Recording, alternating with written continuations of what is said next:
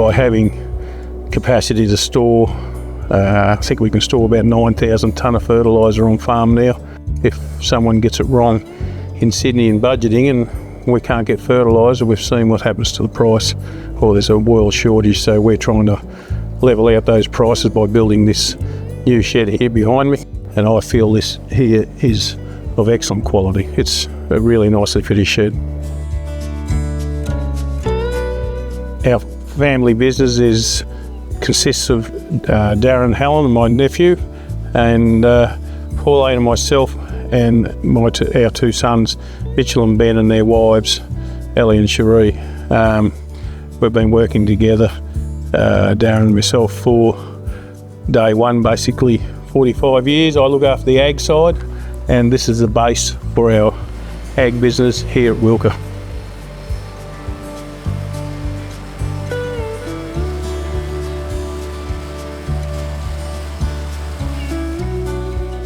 Here we run a rotation of lentils, wheat, barley, oat and hay, and occasionally we put some canola in, but we have a rotation. We're basically 100% croppers. We have no stock, and we moved over to continuous cropping in about 2016, and it's been quite good over the last few years here. We ran into a bit of a difficult season this year with very poor rain through the growing season, but now we're getting too much rain during harvest.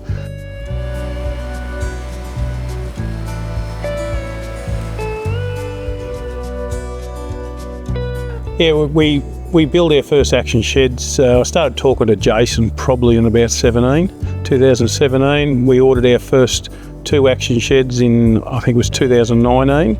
After looking around and having a good look at what's been going up in the district, and we decided to put a awning on those 2 sheds. They were only 6 metre awnings, 24 metres deep, and that enabled us to get the B doubles in and be under full cover.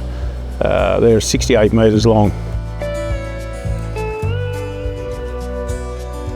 So the first 2 sheds were erected in 2020 in January, February. I dealt with Jason on the initial quoting and putting the project together, and then I think it was Alan handled from that point, and then we had a construction crew from Mildura, and basically it all went seamless and to plan, and Jason was very easy to get along with and obliging, and we're now just changing 2 of those sheds. Now we've put chemical storage in one end, so Actions have got plans for our sheds. They just drew up a middle wall and some sliding doors, so we can have 2 bays now as our chemical storage, and we put an extra end wall in the second shed. We had that opened up just in case we wanted to drive something wide in there. We had that open, but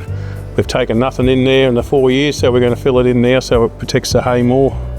And then we went on to build a similar setup up at Mildura, but that was an 8 metre awning. There was only a 42 metre shed, and we've got another shed at Brim. It's got an 8 metre awning, 24 metres by 68, 7.5 metres high.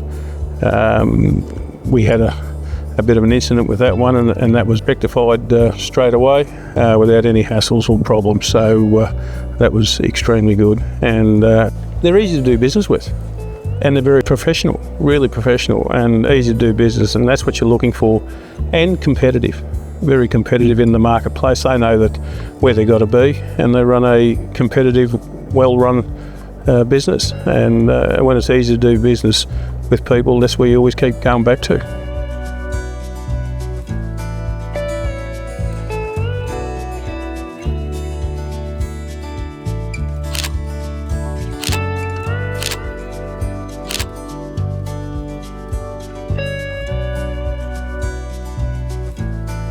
And now we've just built this multi-purpose shed here, which is fertiliser, grain, hay, whatever you want to put in it.